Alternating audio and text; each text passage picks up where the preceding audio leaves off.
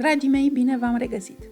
Așa cum v-am promis, v-am adus rețeta de eclere cu cremă de vanilie și frișcă naturală.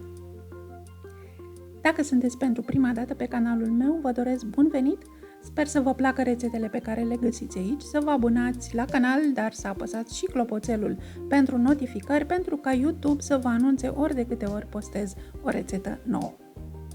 Desigur, sunt multe rețete de eclere, cu glazuri, cu cremă de ciocolată, cu cremă de nes, toate sunt minunate, dar cumva aceasta este cea mai simplă și este rețeta de bază pentru multe alte variante de eclere. Astăzi am separat lista de ingrediente în ingrediente pentru cojile de eclere și ingredientele pentru umplutură, adică pentru crema de vanilie și frișca naturală.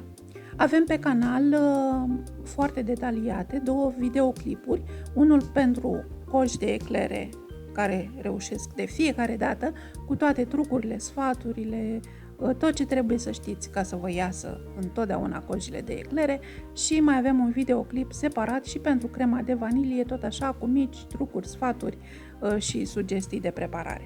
Vi le las la descriere și la finalul acestui videoclip. Pentru rețeta de astăzi începem prin a prepara crema de vanilie, pentru că ea are nevoie de timp mai lung de răcire. La crema de vanilie folosim doar gălbenușurile și punem peste ele zahărul bourbon, puțină sare, amidonul și turnăm aici cam 50 de ml din laptele cântărit pentru rețetă. Amestecăm cu un tel de mână ca să desfacem toate cocoloașele de amidon. Restul de lapte îl punem la fiert într-o crăticioară cu fund mai gros. Când laptele începe să fiarbă, turnăm amestecul de gălbenușuri totodată și din acest moment amestecăm continuu cu un tel de mână până când simțim la mână că se îngroașă crema. Durează cam 5-7 minute. Din acel moment mai lăsăm crema pe foc încă un minut ca să o stabilizăm. În tot acest timp, focul trebuie să fie moderat spre mic.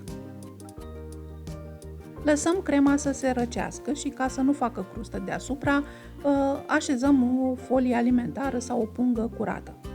După ce s-a răcit, o mixăm câteva minute și ea va deveni, așa cum o vedeți, foarte fină, foarte mătăsoasă, foarte cremoasă, este delicioasă și miroase minunat a vanilie naturală.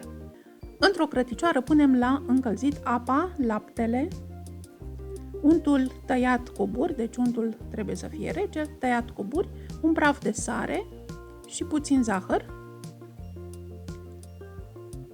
Când untul s-a topit, iar laptele dă semne că începe să fiarbă, turnăm făina toată deodată. Amestecăm cu un tel de mână ca să desfacem cocoloașele. Și după ce aluatul s-a întărit un pic, putem să trecem la o spatulă sau la o licură de lemn cu care amestecăm mult mai ușor. Lăsăm aluatul pe foc și îl amestecăm continuu.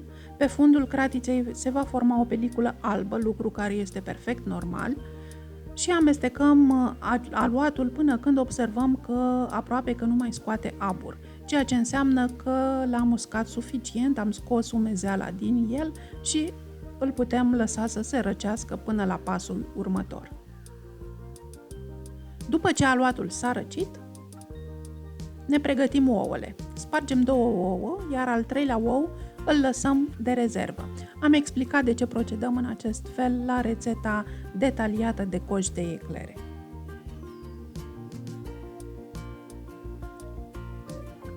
Așadar, începem să mixăm cu un mixer de mână și adăugăm cele 2 ouă pe rând.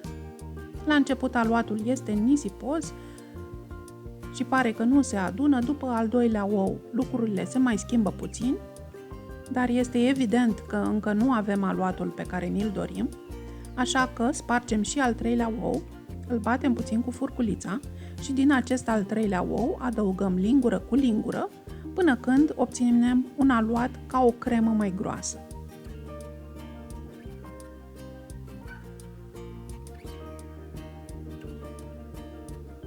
În funcție de cât am uscat aluatul, ce făină am folosit, poate să intre doar o lingură de ou, 2 linguri sau chiar tot oul, al 3-lea ou bătut. La mine, în cazul de față, a intrat tot oul, dar nu este obligatoriu. La voi poate să intre doar 2 linguri din oul bătut. Veți vedea pe măsură ce mai adăugați ou că aluatul se relaxează, se înmoaie și devine ca o cremă, dar trebuie să avem grijă să nu adăugăm prea mult ou și să nu-l facem prea moale. Deci aluatul trebuie să fie ca o cremă, moale, densă, dar care totuși își păstrează forma. Deci aceasta este consistența pe care trebuie să o avem la aluatul de eclere. Punem aluatul într-un poș prin care turnăm eclerele. Dacă cumva nu aveți poș, puteți să faceți șuuri, adică acele eclere rotunde, să le spun așa, pe care să le turnați în tavă, ajutându-vă de o lingură sau de 2 linguri. În funcție de cât de groase turnați eclerele, puteți obține cam între 6 și 15 eclere. 6 eclere mari sau 15 mini-eclere. Depinde doar de gustul vostru și de cum doriți să le serviți. Eu, dacă am o masă de sărbătoare cu mai multe deserturi pe masă, cum ar fi de Crăciun sau de Revelion, când avem atâtea dulciuri, prefer să fac mini-eclere sau eclere lungi, subțiri, cum le-am făcut astăzi, pentru că nimeni nu mănâncă ditama eclerul totodată. Cum coacem eclerele? Din nou am explicat foarte bine la rețeta de eclere, de coș de eclere. Eclerele se coc la temperatură mare, prima dată în partea de sus a cuptorului la 210 grade timp de 20 de minute, timp în care nu deschidem deloc cuptorul. După 20 de minute înțepăm eclerele cu o scobitoare și le coborâm la mijlocul cuptorului și reducem temperatura la 180 de grade, le mai coacem încă 15-20 de minute. Le lăsăm să se răcească și apoi le tăiem pe orizontală. Eclerele trebuie să fie în interior goale și bine uscate.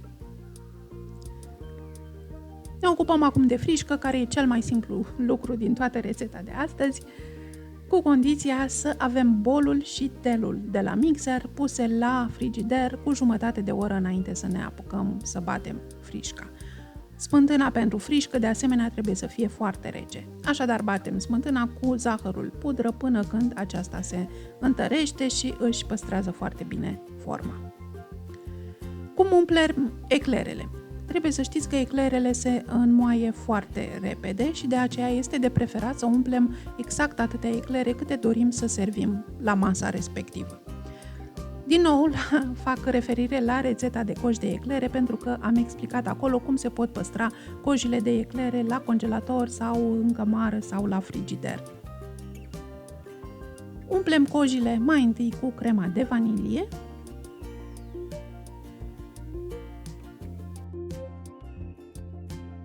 Peste crema de vanilie punem frișca.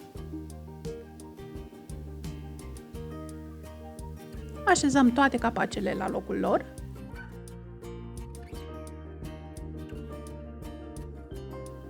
Pudrăm eclerele cu zahăr și sunt gata de servit. Dragii mei, sper că v-a plăcut rețeta de astăzi. Sper să o încercați și să-mi spuneți și mie în comentarii cum v-a ieșit.